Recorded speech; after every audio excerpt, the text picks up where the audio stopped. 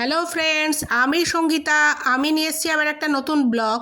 হঠাৎ করেই বেরিয়ে পড়লাম বেলুড় মঠের উদ্দেশ্যে। আমি আগে অনেকবার গেছি আমার বাবার সঙ্গে, কিন্তু এবার অনেক পরিণত বয়সে ঘুরতে যাওয়া, তাই দৃষ্টিভঙ্গি অনেকটাই আলাদা। সামনের গেট দিয়ে ঢুকতে পারতাম, কিন্তু কিছু কেনাকাটা ছিল, যেটা পেছনে কুটিরশিল্প মহারাজজিরা বিক্রি করেন, সেজন্য। আর যাওয়ার পথে হঠাৎই এটা নজরে পড়লো। এটা হচ্ছে একটি মুসলিমদের দরগা। ঠাকুর বারবারই বলেছেন যত মত তত পথ। আর এই দেখুন কীরম অদ্ভুত, এই পেছনের দরজা, এই জাস্ট গেটটা, তারই পাশে এই দরগাটি। এখানে অনেক মুসলিম লোকের সঙ্গে হিন্দু লোকেরাও ঢুকছেন, যেন ঠাকুর যেভাবে যে মত নিয়ে চলতেন যেন সংমিশ্রণ হয়ে গেল এখানে এসে। আর একটুখানি আপনাদের দেখিয়ে দিচ্ছি, কেননা এই গেটেই লেখা আছে বড় বড় করে যে ছবি তোলা নিষেধ। তো একটুখানি দেখিয়ে দিচ্ছি, যেই জন্য আমরা পেছন দরজা দিয়ে ঢুকলাম।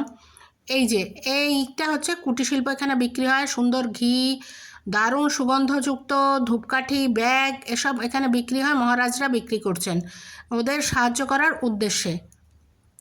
আর এই হচ্ছে গঙ্গার ঘাট, ওপারেই দক্ষিণেশ্বর। অনেকবার আমি এসেছি আমার বাবার সঙ্গে নৌকায় করে, তখন একমাত্র জলপথই ছিল বন্দোবস্ত। আর এখন অনেক রকম অনেক বন্দোবস্ত হয়েছে, অনেকে তো বালির ব্রিজ দিয়ে হেঁটে হেঁটেই দক্ষিণেশ্বর চলে যান। কিন্তু মানে এখনও এই গঙ্গার পাড়ে অনেক লোক বসে থাকেন ওই দূরের ওই দিকের মন্দিরটার দিকে তাকিয়ে। আর অদ্ভুত এক অনুভূতি। আর এই মায়ের প্রধান শিষ্যের সমাধিস্থল। আর এই হচ্ছে ঠাকুর। এবার যাকে দেখবার জন্য আমি গেছি, এই হচ্ছে আসল মন্দির। এর ভেতরেই রয়েছেন উনি, অধিষ্ঠান করছেন।